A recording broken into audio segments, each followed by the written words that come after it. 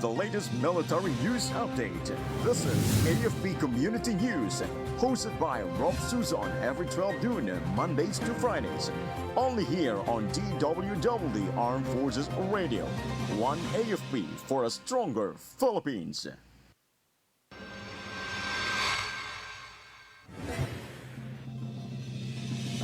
Balikatan Exercise 40-2025 officially kicks off today.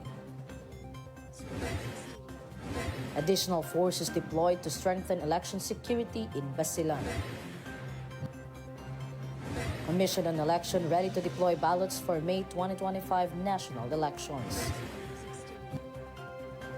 Philippine National Police forms special committees to combat rising kidnapping cases and fake news.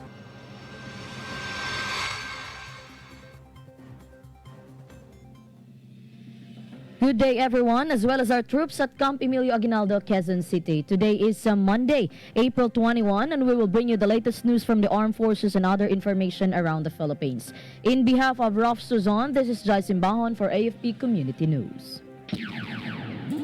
DWDD Armed Forces News. And the Philippines and the United States Armed Forces officially kicked off the Balikatan Exercise 40-2025 today in a ceremony held at the Tejeros Hall AFP Commissioned Officers Club, Camp General Emilio Aguinaldo, Quezon City. The exercise, joined by thousands of troops from participating countries and observing countries, will feature a full battle test across multiple locations in the Philippines, enhancing joint operational capabilities. Major activities will include multilateral maritime exercise, command and control exercise, combined joint all-domain operations, and humanitarian civic assistance. The Balikatan 40-25 will take place primarily in the joint operational areas of Northern Luzon Command, Western Command, Southern Luzon Command, Visayas Command, and Eastern Mindanao Command. 19 countries were invited as observers for the 40th iteration of the said exercise, including Brunei, Canada, France, Germany, India, Indonesia, Lithuania, Malaysia, Netherlands, New Zealand, Republic of Korea, Singapore, Thailand, UK, Vietnam, and Japan. Meanwhile, highlights during the ceremony was the ceremonial patches, also known as the commemorative patches, which were attached to the uniforms to mark the start of the exercise. DWDD Armed Forces News. And additional military forces have been deployed to Basilan to reinforce ongoing efforts in ensuring peace, order, and voter safety for the May 2025 national and local elections.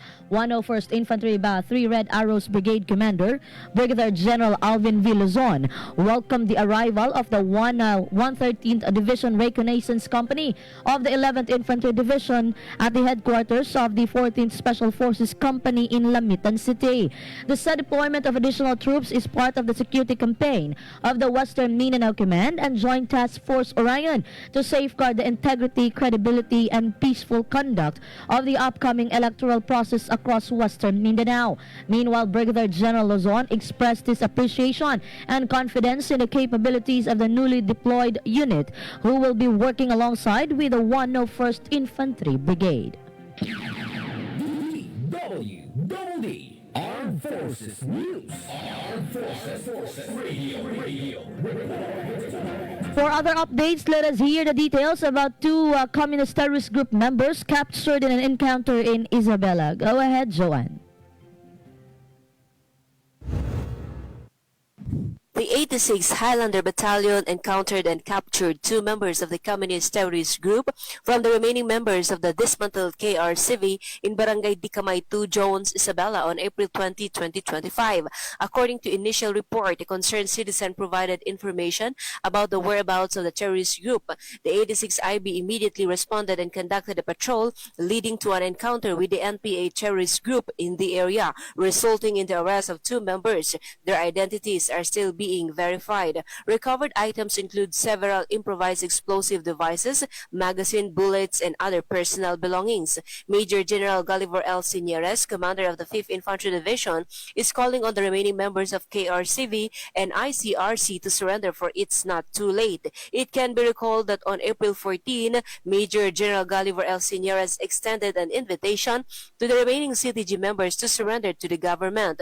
Through the Safe Conduct Pass, the 5th ID offers CPP-NPA members a chance to embrace peace and reunite with their families. However, instead of accepting the offer of hope, they chose to continue their violent and futile struggle. This is John Sagok reporting for AFP Community News, 1 AFP for Stronger Philippines. Thank you, Joanne. DWDD Armed Forces News. And troops from the 58th Infantry Battalion seized 2 high-powered firearms from an arms cache near Tagololo River, Sitio Mangilit, Barangay Balason, Hinguog City, Misamis Oriental. According to the 58th IV Commanding Officer, Lieutenant Colonel Leoncito Grizula, the troops immediately responded to information from a former rebel who surrendered to the unit last March 3. Lieutenant Colonel Grizula added that the demoralized remnant of the NPA, Carlito Lindahay alias Yama, known to be the oldest and longest-serving member in Misamis Oriental, revealed the location of the terrorist group's arms cache. Meanwhile, the revelation of the arms cache is a testament of the former rebels' sincerity in helping the authorities maintain the peace and security in the area and encourage the remaining members to lay down their arms and return to the society. DWDD Armed Forces News. And for our national news, DWDD National News. the Commission on Elections will file disqualification cases against 4 candidates for allegedly violating the poll body's no campaign directive during Monday, Thursday, and Good Friday. COMELEC Chairman George Erwin Garcia said there were reports that the candidates were campaigning on social media. He added that they will be investigated this week. Garcia also noted that a congressional candidate will also be included in the investigation for alleged vote buying. DWDD National News. Armed Forces Radio. On the other line, let us hear more from Sena about 2nd Infantry Division Team conducts regional annual administrative and tactical inspection at Camarines Norte State College. Sena? The Army 2nd Infantry Division Team conducted the Regional Annual Administrative and Tactical Inspection or RAATI at Camarines Norte State College in Daet, Camarines Norte. Leading the team was Colonel Virgilio Ramos Jr., the Assistant Division Commander for Retiree and Reservist Affairs, who emphasized the value of well-organized ROTC operations and the importance of maintaining accurate and updated records in strengthening unity capabilities. The activity highlights the Army's commitment to nurturing discipline, leadership, and patriotism among ROTC cadets, an essential foundation for molding responsible future defenders of the nation. Cadets were also tested through a series of military drills, ceremonial formations, and field demonstration that measured their tactical proficiency, teamwork, and overall readiness as citizen soldiers. This is Sana from Solcom reporting for AFP Community News, 1 AFP for a Stronger Philippines. Thank you, Sena. DWDD National News. And the Holy Week Exodus saw millions of Filipinos traveling across the country with key transport hubs reporting generally orderly operations despite heavy passenger traffic. Transportation Secretary Vince Dizon said that generally incident-free Holy Week travel period marked a positive development in the country's effort to improve interprovincial transportation system. He added that the port of Calapan in Oriental Mindoro managed the holiday rush with enhanced facilities and streamlined operations. Similar scenes played out at their major ports as families returned to their home provinces for the long weekend. DWDD National News. And President Ferdinand Marcos Jr. urged Filipinos to translate their faith into action to help the country overcome challenges. In his message to the nation on Easter Sunday, Marcos urged everyone to rise up not merely in belief but in deeds, not only in prayer but in action. The president likewise noted that the resurrection of Jesus Christ is not just a symbol of hope but a mandate to uplift the lives of others, especially those buried in death, hunger, and in silence. He added the occasion can be opportunity for the faithful to use their faith as a fuel to lift each other and the nation. DWDD National News. Armed Forces Radio. And now let us hear a reporter on the ground about Guardian troopers participated in a cultural sensitivity lecture in Maguindanao del Sur. Go on for the details, JR. Yes, the armed forces of the Philippines are expecting 19 countries to. The Guardian troopers participated in a cultural sensitivity lecture in Barangay de Manpao, Datu Abdullah Sangki, Maguindanao del Sur. The lecture was facilitated by Ustad Nasrullah and Honorable Mofrinal D. Pakidumama, the punong barangay of de Manpao, which aimed to help the troops from 48th Infantry Battalion to understand the local custom and traditions within the Muslim community. This initiative is part of the ongoing bayanihan effort of the Armed Forces of the Philippines in collaboration with local government units, the Muslim community, and various stakeholders. The 48th Infantry Battalion remain committed to strengthening cooperation and trust with all communities, ensuring that the spirit of bayanihan continue to inspire collective action for nation building and inclusive development in the region. This is JR reporting for AFP Community News. One AFP for a stronger Philippines. Thank you, JR. DWDD National News. And most parts of the country, including Metro Manila, would be experiencing another hot and humid weather within the next 24 hours. This is due to the easterlies. Agasa's weather specialist Jhai Daniel Villamil said the easterlies would be affecting Davao Occidental, Davao Oriental, and Sarangani, where cloudy skies with scattered rains and thunderstorms would be likely. The weather system will also be bring isolated rain showers or thunderstorms over the rest of the country. DWDD National News. And the Philippines, together with the 39 World Trade Organization member economies, co-sponsored a milestone document supporting the adherence to a rules-based multilateral trading system. This comes amid the perceived trade war between the United States and China. Philippine Permanent Representative to the WTO, Ambassador Emmanuel Tihanki, said that the move reaffirmed the Philippines' commitment to the WTO's core principle of utilizing trade as the driver of development and prosperity to the global community of nations. The Department of Foreign Affairs further explained that the country has been one of the pioneer members of the WTO since its establishment in 1995. DWDD National News. Armed Forces Radio. And we have a report coming in from Ali about 19 nations expected to observe Balikatan 2025. Ali? Yes, the armed forces of the Philippines are expecting 19 countries to observe the Balikatan exercises, which are set to begin today. Thousands of Filipino and U.S. soldiers will participate in joint training across various locations in the Philippines. Countries that have confirmed their participation include Brunei, Canada, Germany, United Kingdom, India, Indonesia, Czech Republic, Poland, Colombia, France, Japan, Lithuania, Malaysia, Netherlands, New Zealand, Republic of Korea, Singapore, Thailand, and Vietnam. These exercises will showcase the comprehensive archipelagic defense concept, highlighting the strong defense partnership between the Philippines and the United States. This is Alali reporting from AFP Community News, One AFP for a stronger Philippines. Thank you, Ali. DWDD National News. And the Commission on Election is now ready to deploy official ballots for the May 12 national election starting tomorrow. According to the COMELEC Chairman George Erwin Garcia, the first to be deployed are the ballots for the Bangsamoro Autonomous Region in Mazda, Mindanao, Caraga Region, Zamboanga Peninsula, and Batanes.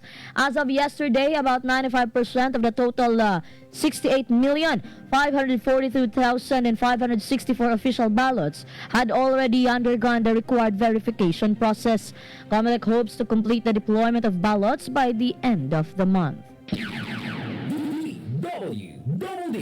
National News. And a series of earthquakes with magnitude 5.9 struck Sultan Kudarat yesterday, April 20. According to the Philippines Institute of Volcanology and Seismology, the 5.9 magnitude tremor occurred at 12:11 a.m. 51 kilometers south of Palimbang town. Communities in Kiamba, Sarangani, as well as Libak and Palimbang in Sultan Kudarat felt the tremor at intensity 5, while intensity 4 was reported in Alabel, Glan, and Maitom in Sarangani, and in Tibulay and Tupi in South Cotabato. As of now, there is no major damage or injuries have been reported, but authorities are continuing to monitor the situation and advise residents to stay alert for possible aftershocks. DWDD National News. Armed Forces Radio. And now let us hear more from Gina about government forces recover NPA weapons cache in Quezon province. Gina? Yes, Jhai, the military has recovered New People's Army arms cache following a firefight in Barangay Tanawan, Quezon Province. The clash occurred during a routine security operation conducted by the troops of 80th Infantry Battalion, resulting in a 20-minute exchange of gunfire. No casualties were reported on the government side, though authorities are verifying potential injuries among the rebels after bloodstains were discovered at the encounter site. During clearing operations, troops recovered an M16 rifle, 14 long magazines, a hand grenade, 2 rounds of 40mm live ammunition, an ICOM radio, 5 backpacks, 2 bandoliers, subversive documents, and other personal belongings. The 80th IB remains on heightened alert as follow-up operations continue to pursue the remaining rebels in the area. This is Gina reporting for AFP Community News, 1 AFP for Stronger Philippines. Thank you, Gina. DWDD National News. And 10 more Filipinos have been repatriated from Cambodia, according to the Department of Foreign Affairs. The repatriates came from Odarmensi province and were received in Manila by representatives from various government agencies, including the DFA, Department of Migrant Workers, Overseas Workers Welfare Administration, and the Interagency Council Against Trafficking. While the DFA did not disclose the specific reason for the repatriation, the individuals have received care packages and assistance through the DFA's Assistance to Nationals Fund. DWDD National News. And the Department of Education has announced that public schools will return to the traditional June school opening starting for the academic year 2025 to 2026. A memorandum from the DepEd states that the upcoming school year will begin on June 16, 2025 and conclude on March 31, 2026, covering 197 class days, including the end of school year rights. Under DepEd Order Number 12, Series of 2025, private schools, Philippine schools overseas, and SUCs and LUCs may adopt the multi-year guidelines for the academic calendar, but must comply with the 200 to 220 class day requirements set by law. DWDD National News. Armed Forces Radio. And now let us hear more from China about 3 rebels surrender in Matuguinao, Samar following family-led negotiations. China? 3 members of the New People's Army surrendered to government forces in Matugiganao, Samar, following a successful negotiations.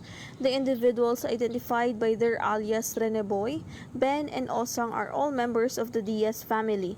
Their surrender came after a playa from Aldea Diaz, the wife of alias Ben, who coordinated with the municipal task force to end local communist armed conflict.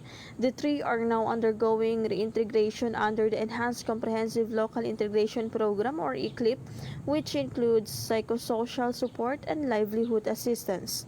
This is Shaina Araneta reporting for AFP Community News, 1 AFP for Stronger Philippines. Thank you, Shaina. DWDD National News. And the Philippine National Police has formed 2 new specialized committees to address the growing cases of kidnapping and the spread of misinformation in the country. The newly created bodies are the Joint Anti-Kidnapping Action Committee, headed by Police Lieutenant General Edgar Alan Ocobo, and the Joint Anti-Fake News Action Committee, led by Police Lieutenant General Robert Rodriguez. JACAC will focus on dismantling organized kidnap-for-hire syndicates, while JAFNAC will work to combat disinformation that threatens public trust and national security. PNP Chief General Romel Francisco Marbil said the initiative is part of the government's broader push under Bagong Pilipinas, reinforcing the PNP's commitment to maintaining law, order, and truth in the face of modern threats. DWDD National News. And death toll hits 9 as the Philippine Coast Guard retrieved another 3 cadavers from the capsized sand carrier MV Jhai 16 in the waters of Rizal Occidental, Mindoro.